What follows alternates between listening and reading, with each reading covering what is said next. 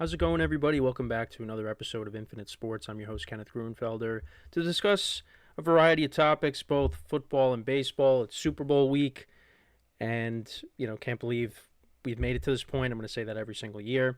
But got some other things that I want to talk about regarding the Pro Bowl coming up tonight, and also talk about the Hall of Fame as well, talk about some big topics regarding that. Also get into talking about the Vikings letting go of their GM. So kind of a variety of topics I wanted to touch upon. And then also talk about the Yankees as well. So we're going to combine everything into one episode, and I'll obviously split it up when I post it. But let's get into the NFL stuff. So the Pro Bowl is tonight. I know in the comments I was told, the Pro Bowl hasn't happened. They stopped doing the Pro Bowl in 2022. Well, yeah, again, the traditional Pro Bowl, but the Pro Bowl is still a thing. It shouldn't be, based off of the quarterbacks that are going, which is the main thing I wanted to get into, unless they want to go back to the traditional way. I don't know, but the Pro Bowl to me is not a good All-Star game. The best All-Star game is Major League Baseball. Major League Baseball has the best All-Star game. It's a halfway point in the middle of the season. I mean, like the other All-Star games, the NBA and the NHL. But, as a person that has grown up loving baseball, to me, that's the best one. That's the best one. If you want to say the NHL has the best one, you can say that. The NBA, they've, gone through many different formats. And, some of them have worked, but for the most part, it just becomes a shoot around. Although, the skills challenges, the 3-point contest, slam dunk contest, those tend to do very well. But yeah, the All-Star game for the NBA, it's, again, just a shoot around. The Pro Bowl, to me, I mean, they've really changed the format with, their skills challenge and obviously doing a flag football game instead, which a lot of people say the NFL is really going towards a flag football game, the way the game is played now today. But yeah, I'm not a fan of it. Not really a fan of it. And on top of that, other than the quarterbacks, you put the quarterbacks aside, the star running backs are going, star wide receivers, but the quarterbacks, that's those are the marquee stars. Those are some of the biggest stars in the game, and none of them really are going. You look at the NFC, they have a respectable group. They got Dak Prescott, Jalen Hurts, and Jared Goff. But then you look at the AFC side. The three quarterbacks, two of them, actually, one of them played on both teams with the two quarterbacks that are representing their teams. Joe Flacco. Joe Flacco is going to his first Pro Bowl ever. And he played for the Browns this past season. Well, Super Bowl is almost here. So this season's not over yet. Joe Flacco played for the Browns and the Bengals, and he's with a former teammate and a current teammate. Well, now he's going to be a former teammate. So Shedeur Sanders is a Pro Bowler, and Joe Burrow is a Pro Bowler. Those are your AFC quarterbacks. Now, I don't necessarily blame the NFL for this, because it's more on players just don't want to go. Quarterbacks just don't want to go. I think that's kind of where we're at. So they really got to scrape to the bottom and see who wants to go. So you get Joe Flacco, you get Shedeur Sanders, and you get Joe Burrow, who really... Now, Joe Burrow, you're like, oh, okay. But Burrow didn't play the whole year. But Shedeur Sanders is a Pro Bowler. Shedeur Sanders, Joe Flacco, his first ever Pro Bowl. Not when he was starting with the Ravens, right? All those years he was with the Ravens. Not one Pro Bowl. Now he's become this journeyman quarterback. This is when he makes a Pro Bowl. But you know what? Shedeur Sanders, he brings the ratings. That's what it's about. That's what it's about. They even asked Justin Fields, and he declined because he wants to get ready for the offseason, and be focused on next season. That's where we're at. So to me, the Pro Bowl, just get rid of it entirely. Just get rid of it entirely. But then it's like, well, what do you do to bridge the gap when you got that 1 week in between the championship games and the Super Bowl? What do you put in between that? So at least you have something going on during that bye week. Well, I don't know. They'd have to figure out because it's certainly not this. And now it's being held on a random Tuesday. Pro Bowl's on a Sunday. Usually. Everything is usually on Sunday. But now, because we're, in this new age where, you got Wednesday football, Thursday, Friday, Saturday, Sunday, football's being played every day. They got to find a Tuesday night slot. I would get rid of it entirely. Because again, if you're not going to have your stars show up, and again, most of them are there, but the quarterbacks, how do you not? And again, it's their choice. But it hurts that. And on top of that, even when the top guys would go, I mean, you go back to the traditional Pro Bowl. I mean, the high scoring games. To me, and I've said this multiple times, to me, the best format was when they did those drafts, where you had, two, former players, Hall of Fame players, coaches, and they drafted the teams. To me, that was the best format. I enjoyed that.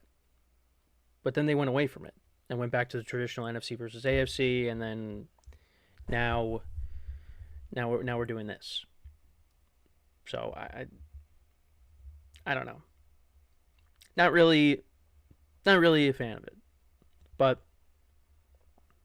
all our eyes are set on next Sunday, or this upcoming Sunday, the Super Bowl, which I know might not be a sexy matchup, and I agree. I'm in that realm where I had other matchups on my mind going in, but I still think we're in for a good game.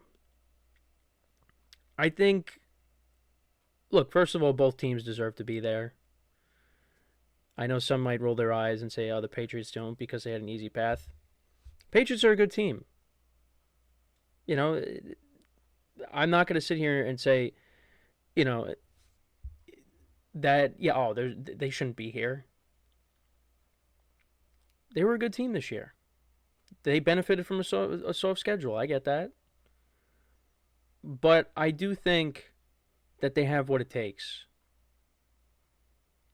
to win the championship. They got the coach, they got the quarterback, and they got the defense. And you could say the same thing about Seattle. Now, Seattle, when you put these two teams together and you compare the two, Seattle is the better team. But anything can happen. Anything can happen. And I think the Patriots are being heavily slept on, and I think we're in for a good game. Now, believe me, I'm somebody that loves high-scoring games. I mean, if this game was like, 31-28, sign me up for that. But I think we are going to get a decent contest. I think New England's getting heavily slept on. I think their defense will keep them in this game. But and it's all up to the offense. How is Drake May going to be under pressure? Because he's going to be dealing with it all game long with that Seattle front. But I think they're up for the challenge. And you got 2 weeks to prepare for this game. So I'm looking forward to it. But I think we just complain too much. And it's just kind of funny how everybody was suffering from the Chiefs fatigue. The Chiefs fatigue. And then all of a sudden you get the Patriots now. Patriots are back. Like they never left. But speaking of the Patriots. So one of the biggest topics of discussion is the Hall of Fame voting. Bill Belichick, first year of eligibility, does not get elected. Does not get elected. How does that happen? Now, there are reports that Bill Polian, who was associated with the Colts, and supposedly, allegedly, he kind of like persuaded voters to leave Belichick off their ballot because of Spygate and Deflategate And now Belichick's going to have to wait a year. And that's why there's this call for kind of tearing down the way we vote for the Hall of Fame and do something else. I would agree with that. There's no world in which Bill Belichick should not be a first ballot Hall of Famer. Now I get Spygate and Deflategate. I get it. Deflategate to me is ridiculous. Spygate, okay, all right, but like Jimmy Johnson was saying, because Jimmy Johnson was very vocal on Twitter. Many teams do the same thing, stealing signs. It happens all over the place. It happens all across sports. So you're going to penalize Belichick for that and make the case that this is why he should not be a first ballot Hall of Famer. Again, Deflategate to me was ridiculous. It was ridiculous. Colts would have lost that game with a beach ball.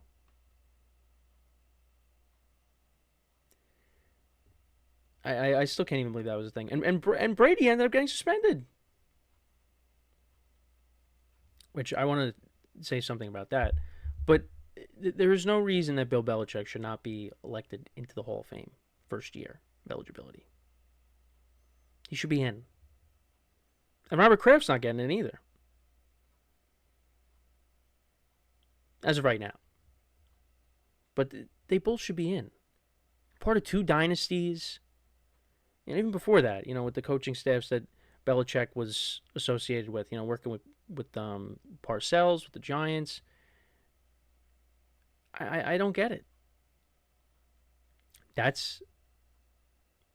We draw the line there. I don't understand it. I don't get it. You got to put your differences aside.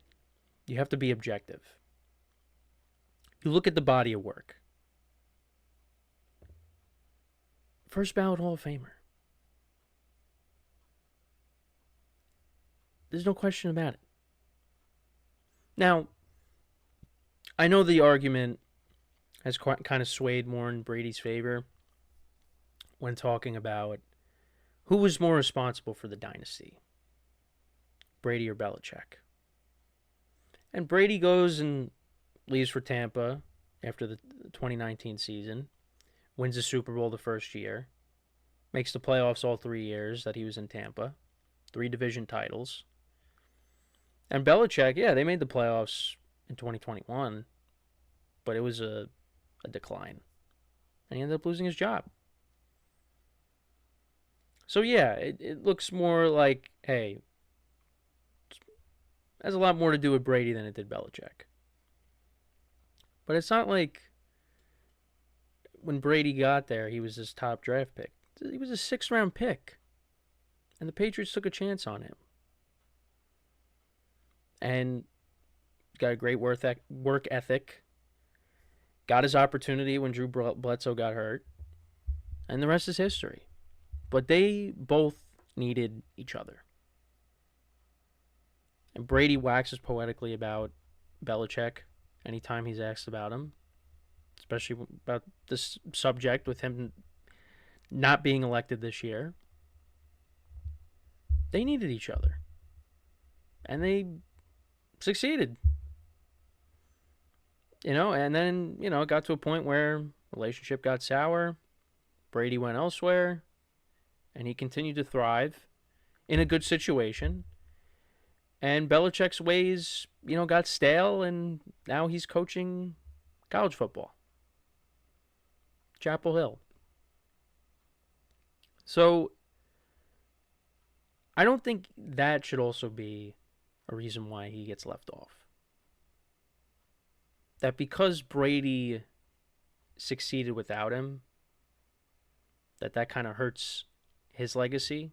I mean, I think maybe it does, but I don't think it should be to the extent that he's not a first ballot Hall of Famer. That Brady made Belichick. I know a very small sample size because it happened once, but the year Brady got hurt, and Brady was never hurt, but the year that Brady tore his ACL, the Patriots still went 11-5. It's not like Belichick never had Brady and he never had any success at all. And even the year with Mac Jones, they did make the playoffs. I mean, they got steamrolled by the Bills, but you still made it. But yeah, you didn't win the championship. I would have liked to have seen Belichick go elsewhere in the NFL and coach and see what happens. Change the scenery. What can he do? And it was going to be the Falcons. It looked like it was going to be the Falcons, but they elected not to go with him. They go with Raheem Morris, and he's gone after 2 years.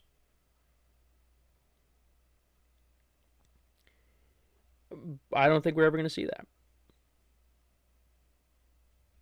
He's focused on his job down in Chapel Hill, and, we'll see what happens in year 2 of that venture. But Belichick, to me, was robbed. That should not be the case. So now what happens with Andy Reid? Is Andy Reid going to get in first ballot? Should. But in what world is Andy Reid a first ballot Hall of Famer and Bill Belichick is not? When it took Andy Reid so long to win his first Super Bowl. Belichick was at, what, 5 as a head coach before Andy Reid won his first one? Yeah. He was at 5. He had 5 Super Bowl rings before Andy Reid won his first with Patrick Mahomes. So what's going to happen when we get to the end and Andy Reid retires? Or are we going to say, well, Patrick Mahomes made Andy Reid? There's going to be those conversations, I'm sure. But I also wanted to bring this up too. So it's going to be ridiculous. It's not going to happen. But Tom Brady was, had his fingerprints all over Deflategate, more so than Belichick. Is Tom Brady not going to be a first ballot Hall of Famer because of that? I know, you're like, why would you even say that? I'm just saying, there's definitely going to be some people that think that. There's definitely going to be some people that think that. It's not going to happen. Tom Brady's going in right away. They're going to roll out the red carpet, as they should. But I'm just saying, Belichick is supposedly being left off the ballot because of those 2 scandals. Well, Tom Brady was on the team for those two things. You're not going to vote him in? Just saying. No. And I don't want people taking that as me being one of those people, because I am not. Tom Brady, the first year he is eligible, he's in. He's in. But yeah, I just thought that was something to think, just to think about. I will say he is not a Hall of Famer when it comes to Instagram posts, because the post of his Instagram story the other day, what are you doing? That's what happens. It's his first. Well, the other thing too is it's his first week off in a while, because Fox is not doing the Super Bowl. But I don't know. Those are the kinds of things you see from people that are, in middle school and high school, because that would definitely be a post that I would have posted back in the day. Not when I'm, a grown adult, almost 50 years old. How old is Brady now? What is he, 48? Tom Brady is 48 years old. I was correct. He's gonna be 49 in August. Wow. But yeah, that was interesting. His Instagram story, and the comments on that said post, or the reposts of it and the comments on it, were entertaining. But the other Hall of Fame thing I want to get into, a Hall of Fame topic. So Belichick doesn't get in. Going to get in next year. But could he be getting in with someone that prevented him from coaching a perfect season with Tom Brady. And then once again defeating him a few years later in another Super Bowl. And that's Eli Manning.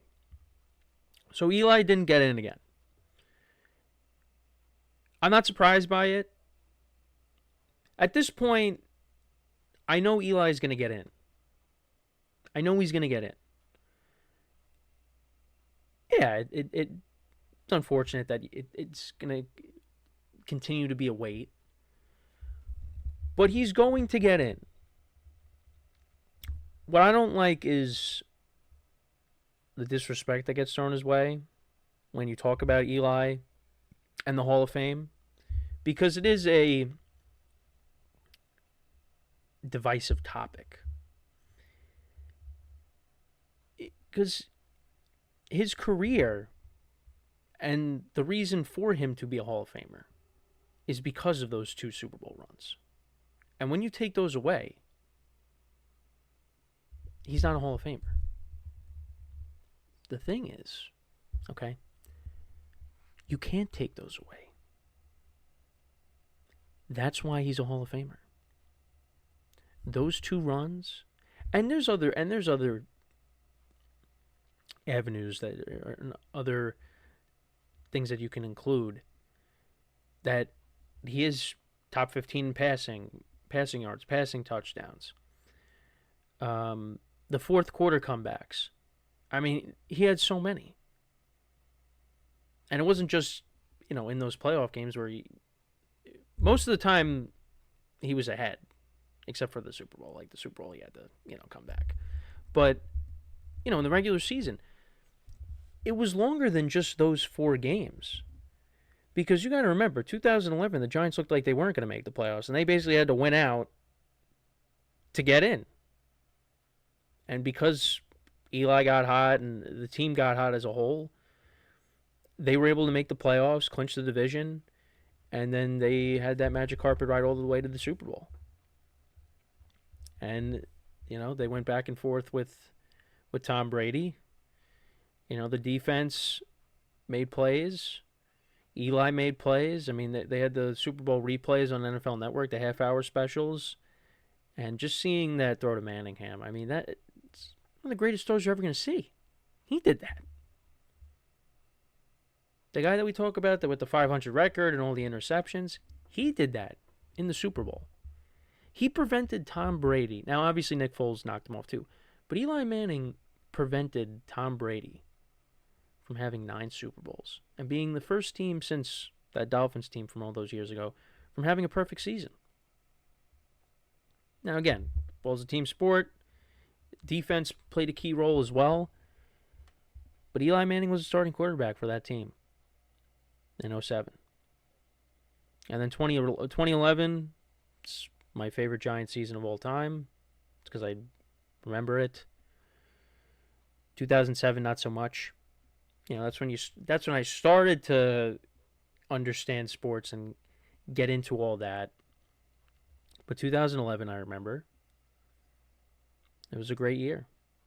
And I should rewatch those Super Bowl DVDs prior to the game on Sunday to relive those glory days. And hopefully more days are like that are ahead of us with the new regime now in place. But, look, Eli, I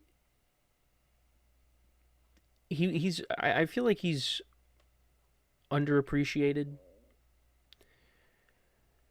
I don't like the disrespect that gets thrown his way. And also, too, the guy on offense, he never played with the Hall of Famer. Now, eventually, Tiki Barber is going to get into the Hall of Fame, you would think. But Eli, like, you look at some of these guys, like, yeah, he had good receivers, during those runs, but none of them are going to the Hall of Fame. Well, more so 2011. I mean, Victor Cruz, Hakeem Nicks, Manningham, those guys aren't going. And then during the first run, you had Monty Toomer. Obviously, David Tyree is known for the helmet catch, but He's not going up. Plexico Burris. I think Steve Smith was on that team, I believe. But yeah, I mean, it's incredible that he hasn't played. And then the running backs, Jacobs and Bradshaw, are they going to the Hall of Fame? Probably not. And then it's just, it bothers me that after the Super Bowl, the second Super Bowl, the Giants failed to give him a good team, surround him with a good team. Because the offensive line continued to be an issue for years. Yeah, you brought in Odell Beckham Jr., but his prime was short-lived. I mean, when Odell was peak Odell, it's one of the best receivers I've seen. His ability to take over a game. That was short-lived. But he had guys that, I mean, some of the names, I mean, Tavares King, Travis Rudolph, Preston Parker. I mean, Giant fans, like, remember these guys that he was throwing to? And then you had Orleans Darkwa and Andre Williams. You had Rashad Jennings, who was decent. Who was decent running the football. Paul Perkins. Never really had a tight end. I mean, remember when Larry Donnell had that breakout game all those years ago, and then that was really it? You know, it's just, they never really, the Giants did a poor job at constructing a roster for this guy. While you had, you know, Ben Roethlisberger, Brady, Peyton, Rodgers, Breeze, like, I mean, some of them, you know, missed the playoffs here or there, but for the most part, those guys were making the playoffs every single year. Obviously, Brady was. Peyton was, you know, had the year where he wasn't playing because of the neck injury. Rodgers made it all those years until, you know, the final year with McCarthy and, you know, the year before that when he broke his collarbone. But these guys were making the playoffs every year. They had elite players around them. And, you know, they won their championships. And Eli did too, but post his second Super Bowl, they just could not build him anything. I mean, they all, like all the guys that I just mentioned, they all had good offensive lines, right? For the most part, they all had good running games. They had an elite player, an elite pass catcher. Like the Patriots, you know, I'm not going to say Edelman was elite. Like comparing him to like Antonio Brown and, you know, Devontae Adams. But, and again, I don't want to disrespect Julian Edelman. I really liked Julian Edelman as a player. Julian Edelman, you want to have in those big games. But you had him, you had Gronk. I mean, they had Brandon Cooks for that 1 year, which I thought was a mistake letting him go. I don't know why they did that. But they all had good players around them. They all had stable situations, which is why they were in the playoffs every year. You know, Breeze, you know, the running game wasn't that great for a while, but then you get Alvin Kamara, you get Mark Ingram together, and that was great. Michael Thomas for a couple years. You know, and even before that, when they had Jimmy Graham, you know, Rodgers when, you know, like I said, Devontae Adams, but he had Jordy Nelson when he was healthy, and Eddie Lacy running the football for a little bit. But then you had Aaron Jones after that, even though there was that 1 year where Lacy got hurt and you had Ty Montgomery running the football. But you know what I mean. You know what I'm trying to say. Peyton with Demaryius Thomas and Eric Decker and Wes Welker. You had a really good offensive line. I mean, even the 2015 line wasn't that great, but they made it work because they had an elite defense. But Peyton had an elite defense. So that's why they won in 2015. I know, that 2013 Super Bowl, man, MetLife. Oof. I was watching the highlights of that, and I kind of skimmed through the game. Broncos did move the ball. It's just Seattle would get a key stop or they get a turnover. And, you know, Percy Harvin ran back that kickoff and the safety to start the game. Broncos just played so sloppy. They were not. They got steamrolled. They were not prepared. They were not prepared for what Seattle unleashed on them. But yeah, look. Back to what I was saying though. really, Eli could have had a better career had the Giants not have failed him. And also head coaches. I mean, think about it. Ben Roethlisberger had Mike Tomlin. Brady had Belichick. I mean, Peyton went through a couple of coaches with Denver, but still, I mean, well, Kubiak was the last year. He had John Fox, those 3 years prior. Rodgers had McCarthy, and then went to LaFleur after that. The Giants, I mean, he went from McAdoo to Shermer, and it was ridiculous. I only named 2 guys. But still, like, they weren't there for that long. McAdoo didn't even last 2 years. Shermer only lasted 2 years. Like, they didn't bring in somebody that was going to be a mainstay. And then, obviously post Eli, then you had Joe Judge, and then you had Dable. Now you got John Harbaugh. So now, hopefully, you're on that trajectory towards stability, at least in that area. But it was more of a reflection on the Giants. Now, again, do I look at Eli and say, he's up there with all those guys that I mentioned? He's closer to Big Ben, obviously, as compared to like the other 4. Now, I think Ben is ahead of Eli. I think, with Phillip Rivers never got to a Super Bowl. Eli won 2, so I'm always going to put Eli over Phillip Rivers. With Stafford, now his late career resurgence with the Rams, Stafford, you put over him. I mean, look, Matt Ryan, he choked in the playoffs, but he has an MVP. Eli has never won an MVP. But I also heard some people say Romo was better. I can't do that. I can't. Now, has Romo had better seasons? Certainly he did. But Romo also had 2 playoff wins in all of his years as a starting quarterback. And Eli, won those 2 games at the end of the season, beat him in the playoffs during the 07 run. I can't do that either. But look, Eli, to me, when the moment arrived where he had to make a play, the moment wasn't too big for him. He would be there to make a big play. There are very few guys in big moments that you would take. Yeah, overall body of work, Eli doesn't compare to some of the guys that I mentioned. But when you need a quarterback to make plays in a Super Bowl, he's one of those guys that you would take because he showed it. He proved it to you. And he did it twice. So, and the other thing too, up until the point where he got benched, which was ridiculous, never missed a game. Never missed a game. That's got to account for something. You get banged up as much as he did. I mean, he took a beating in that 49ers NFC Championship game.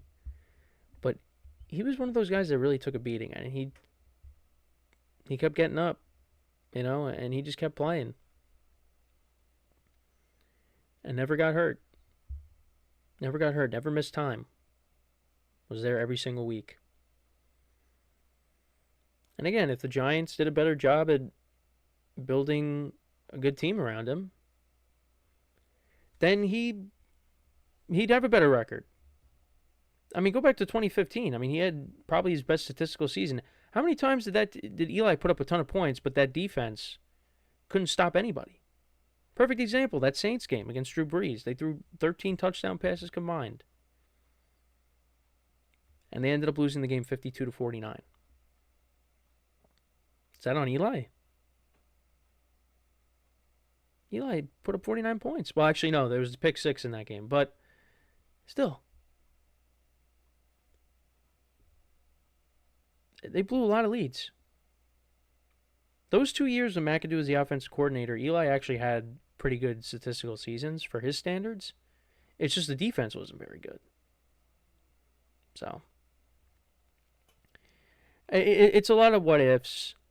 But he will get in. He will get in. I always thought it'd be pretty cool if him, Big Ben, and Rivers all got in at the same time. Well, now Rivers, forget it, because he came back this year, which is still crazy to think about. But I think that would have been cool to see that. But maybe we get to see Belichick and Eli get in at the same time. That'd be something. But yeah, let me know what you guys think though about the Eli stuff. And then I wanted to talk about the Vikings general manager being let go. And it was interesting because he held there was a press conference, and he was asked about the Sam Darnold stuff, and how you learn from your mistakes, and then soon after that he was let go. And to be honest, and then you look at his drafts. His drafts really weren't that good. Now, he made good moves in free agency, but really the best player that he drafted was Jordan Addison. And then you look at some of the other guys, yeah, not so much. But there was all these reports about how, Mike, I almost said Mike McDonald, Kevin O'Connell wanted to go in a different direction at quarterback. They wanted to stick with McCarthy and give him a shot. And that McCarthy supposedly was going to get traded to the Raiders. They were close to doing that, and then that ended up not happening. And then on top of that, all the other situations, how they handled the starting quarterback role. I mean, you had Sam Darnold and Daniel Jones in your building, and both of them were gone.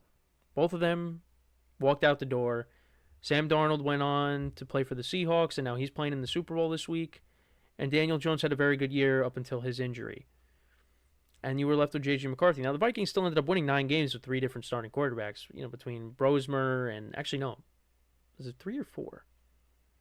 Either way, you won 9 games with a rotation at quarterback. You had Carson Wentz starting some games too, Max Brosmer, J.J. McCarthy. You still won 9 games.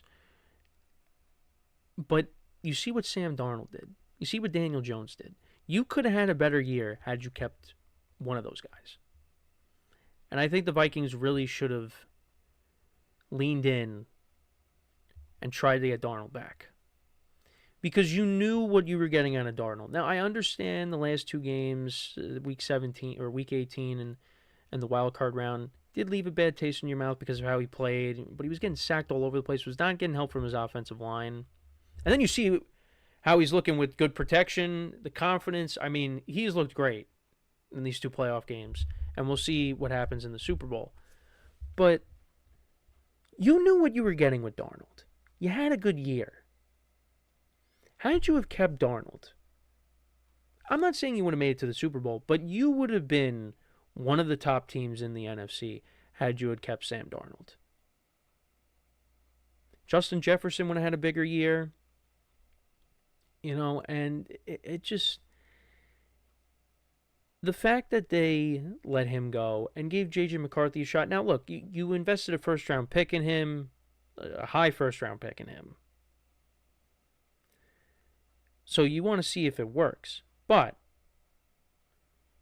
you already know you had something with Darnold. And this team, the Vikings, and that's why I had them winning the division this year. This Vikings team was not in a position where... Yeah, they'll go through some rough years, and then they'll build themselves back up to being a true contender. No, this Vikings team is ready to win now.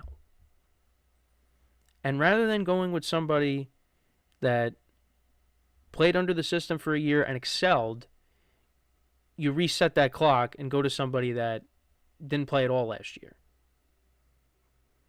And we're going to just learn on the fly. And not necessarily learn on the fly, but you get what I'm saying. They're getting their first NFL experience with a team that won 14 games the previous year. Now, I had full confidence that Kevin O'Connell was going to maximize J.J. McCarthy's potential.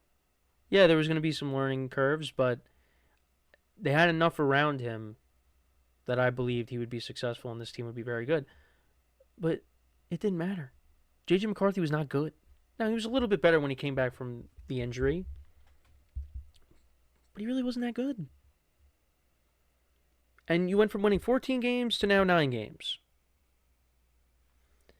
So, yeah, I mean, I don't really blame the Vikings for this move. Because, yeah, I mean, the guy you let walk out of your building is playing in the Super Bowl this week. It's not a good look. Because you're basically saying that could have been us. That could have been the Vikings. It could have been. They kept Darnold. I mean, you look at how these playoffs went. I mean, what would Seattle have done at quarterback then had they not have gotten Darnold? And Seattle's got a very good team. You know, it's not just because of Darnold. It's because of that defense, the running game, and what have you. But what would they have done at quarterback? I don't know. But if Darnold's playing with Minnesota, I mean, you know, Vikings, I think, would have had a pretty good shot to make it. And it would have been them this week. There's a scenario where that's the case. But maybe it's not. So, yeah. The Vikings, it's going to be interesting what they end up doing. They're going to look to bring in competition. Anthony Richardson's been a name that's been thrown out there. I mean, could we see a scenario where they try to bring Daniel Jones back? Maybe. And Daniel Jones played very well before he got hurt with the Colts. And I think Daniel Jones going back to Minnesota, and if he gets a shot and he's healthy, he could excel there. He definitely can. So we will see what happens, but I did want to talk about that and bring that up as well because, yeah, just wasn't a good look. Wasn't a good look. And on top of that, you could have also brought in Aaron Rodgers. Aaron Rodgers would have been a much better option than J.J. McCarthy this year. I think the Vikings would have been in a much better spot for Aaron Rodgers than Pittsburgh. Because that roster is ready to win now. And Rodgers would have, I think, would have had a big year. Now, the offensive line was banged up, so that might have been a problem. But I think Rodgers with Justin Jefferson, Addison, Hawkinson, Aaron Jones running the football, they would have been good. They would have won 10, 11 games, and maybe they're in the playoffs, and who knows. But that's in the past. But there were better options out there, and they settled for J.J. McCarthy. Because, hey, you invested a lot in him. You had to see but you also could have gave up on him, turned the page, and brought in somebody else. You could have brought in Rodgers, and McCarthy could have sat behind him. I don't know. But they put all their eggs in the J.J. McCarthy basket, and it did not pan out at all. So we'll see what they end up doing with that. But that's all I think that's all the football talk I wanted to get into. Now, I wanted to get into talking about the Yankees a little bit, actually, here. So Aaron Boone was making his ways around New York sports radio talking with the afternoon drive shows. Well, the midday show on ESPN, I guess you would call it, and then the afternoon drive show on The Fan. Brian Cashman also talked with the media as well, talking about this team going into this year. Cashman saying, he feels, well, both guys really feel good about this team. Cashman, talked about challenging anybody that would say that this is not a championship caliber team. And, the media asked questions about, how the Yankees are being labeled as a team that's just purely running it back. And for me, look, I don't like when I go on Twitter and I just see Yankee fans acting like the sky is falling all the time. Because you see what's in the background. We talk about this all the time. You see what's in the background. The sky to me is not falling. And people saying Brian Cashman is terrible at his job and Boone's a terrible manager. Look, I don't believe any of those. I don't believe either of those statements. I don't. I've come to the point where I think that they both get carried. They both get dragged through the mud. I don't think Brian Cashman is a terrible general manager. I don't think Boone is a terrible manager. I think there are times when Boone makes mistakes, and really the main mistakes is when with the bullpen. And, at times where, you're starting and sitting guys when, guys have had good games and then all of a sudden they're not in the lineup the next day. That's where there's some discussions that need to be had and debates. But I think for the most part, you look at what Boone has done since he's taken over as manager. They really only had one bad year, and it was when the roster wasn't very good. And that was 2023. Now, I think Boone does deserve some blame when the team is struggling and it doesn't seem like they're going to get out of it, like we've seen the last couple of years where you get to the summer and they all of a sudden hit the skids and it doesn't look like they're ever going to get out of it. But then they find a way to rebound and they make the playoffs. They made the World Series a couple years ago. And yeah, the Blue Jays, they steamrolled them. I've been saying steamrolled a lot. I've been saying that a lot last season. But the Yankees, look, they won 94 games. They made a lot of acquisitions at the deadline, and most of those acquisitions are going to be playing roles on this team coming up. I think the Yankees are a good team, and I think the Yankees should feel good about this team going into the season. Now, the running it back, because everyone's saying, well, they're running back a team that won 94 games and got blown out by the Blue Jays in the division series. Now, I kind of tend to side more with Cashman and Boone and a certain group of Yankee fans who would make the argument, well, they're kind of not running it back. Because when we started last year, you had guys like Carlos Carrasco and Marcus Stroman in the rotation. Devin Williams as the closer was not great, and he blew a lot of games. You also, didn't have the guys that you acquired at the deadline on the team to start the year. You didn't have Cam Schlittler. You brought up Cam Schlittler later in the year. You're now going to have him for a full season. So, and you also didn't have Giancarlo Stanton to start the year last year. He will now be, hopefully, starting the year healthy. So, I do agree with that. Now, I would have liked to have seen the Yankees do a little bit more. I would have liked to have seen them be in on the Bo Bichette sweepstakes because I think Bichette would add another dynamic to this team that they're kind of missing still. But that's not the case. I am comfortable going into the season, for the most part, with the team that they have now. I've been saying it over and over again. I think they will figure the bullpen out. I believe the bullpen will be better than what it was last year. I look at last year as an aberration with the bullpen. Now, if it happens again, well, then throw that out the window. I think the bullpen will be better. Some guys are going to have to prove themselves, but you got David Bednar, who I think is a very good closer. Doval showed you something towards the end of last year, because he was a little rocky to start his Yankee career. They really believe in Jake Bird. They had to send him down to the minors, but they think he's straightened stuff out, so hopefully that's the case. They brought back Tim Hill. There's still some other guys that are going to have to prove themselves. I know they made a trade with the Rockies, and they think they can work with that. Another project. And then also the starting pitching. I think the starting pitching, if it gets healthy, it's going to be very good. Garrett Cole, Max Fried, Carlos Rodon, Cam Schlittler, Luis Gil as your 5 starters. And then you got Will Warren, who could go into the bullpen. And then maybe Clark Schmidt comes back. They have a ton of starting pitching depth. I didn't even mention Ryan Yarbrough, who was good for them last year. He's going to be another guy that can come out of the bullpen and be another lefty. They also brought back Paul Blackburn as well. I know it's not not a sexy move, but again, it's for depth. They have a ton of starting pitching depth. They have a ton of pitching depth, and then on top of that, you got some of the guys in the minors that we could see brought up. So I think pitching, they'll be fine.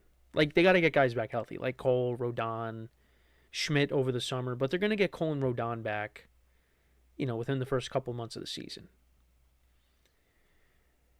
Really, for me, the biggest thing is the lineup. But you look at the lineup. The lineup is pretty good. Grisham, is he going to be able to replicate what he did last year? Who knows? I think Ben Rice will have a big year. Judge is going to be Judge, but for how much longer? Hopefully, we don't have to worry about that anytime soon. But, he's in his mid-30s now. He's approaching that. Cody Bellinger. I think Bellinger's going to be good. Jazz should have a big year if he's healthy. Really, for me, I look at the left side of the infield and catcher. What kind of production are we going to get out of those spots? Because McMahon was not great with the bat, was great with the glove. Could he be a little bit better with the bat?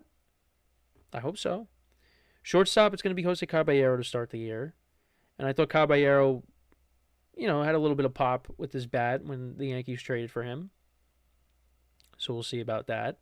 And I thought Austin Wells was going to have this big year, and he didn't have it. He was not very good. So Yankees need more production out of those spots.